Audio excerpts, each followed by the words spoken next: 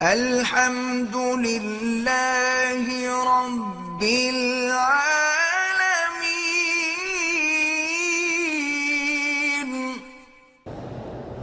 منی کہ بہار اللہ سب کو شفا عطا فرمائے، اللہ سب کو صحیح نیک اولاد عطا فرمائے۔ میری بیوی بیمار ہے، اس میں جنات کا اثر ہے، سورۃ البقرہ گھر میں پڑھو اور ہیڈ فون لگا کے اس کو بھی سورۃ البقرہ سناؤ۔ سارے گھر والے بیٹھ کے سورۃ البقرہ پڑھا کریں، انشاءاللہ اگر واقعی جن ہے تو وہ پھر قریب نہیں آئے گا۔ اونٹ کا پیشاب پینا جو ہے ائمہ کے نزدیک، حنابلہ کے نزدیک جائز ہے، امام ابو حنیفہ فرماتے ہیں بیماری کی حالت میں جائز ہے۔ رفع یدین کرنا بھی جائز ہے، نہ کرنا بھی جائز ہے۔ اللہ پاک کے نبی کے وسیلے سے نہیں، دعا سیدھی اللہ سے مانگیں جو اللہ کا حکم ہے کہ ادعونی، مجھے پکارو۔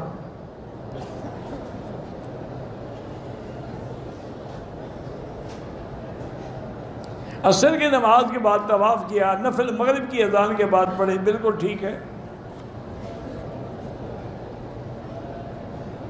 ایک عورت نے اپنے شوہر کے ساتھ حج کا فارم بھروایا، وہ فارم بحال ہو گیا، حج میں 2 مہینے باقی ہیں، شوہر کا انتقال ہو گیا، تو اب عورت عدت گزارے بغیر نہیں آ سکتی۔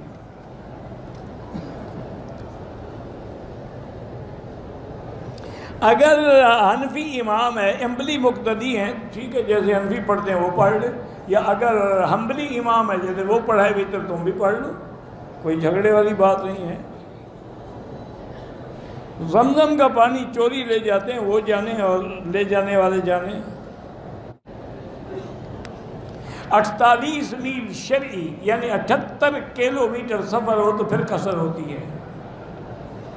تعویذ اگر قرآن کے مطابق ہو، قرآن کی آیت ہو یا حدیث مبارک ہو، وہ تو جائز ہے، ورنہ باقی بالکل ناجائز ہے۔ زمزم کے پانی میں سادہ پانی ملاتے ہیں، آپ کی عادت ہے 2 نمبر بنانے کی، آپ ہر چیز کو 2 نمبر بنائیں گے، نہ کیا کریں ایسی بات۔ میں 4تھی دفعہ آیا ہوں عبادت، اس دفعہ عمرے میں عبادت دل نہیں لگتا، استغفار زیادہ پڑھو۔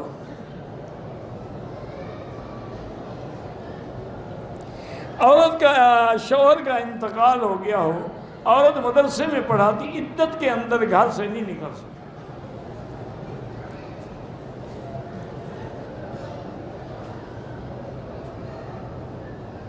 مجھے اس نے سلام کا نہیں کہا تھا، میں نے سلام پیش کی، چلو اللہ دونوں کو اجر دے گا واللہ۔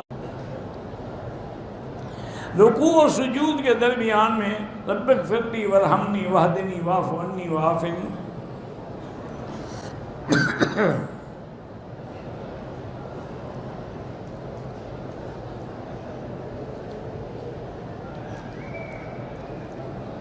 اگر بیوی بلانے پر بھی شوہر کے پاس نہ آئے، یعنی اس کی خواہش پوری کرنے کے لیے، تو اللہ کے فرشتے ایسی عورت پہ لعنت بھیجتے ہیں۔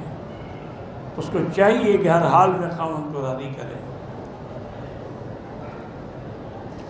بندہ مدینہ منورہ میں ہو تو اس بندے کا سلام جب مدینہ میں ہے تم بھی اس سلام پہ خود جا کے پڑھے۔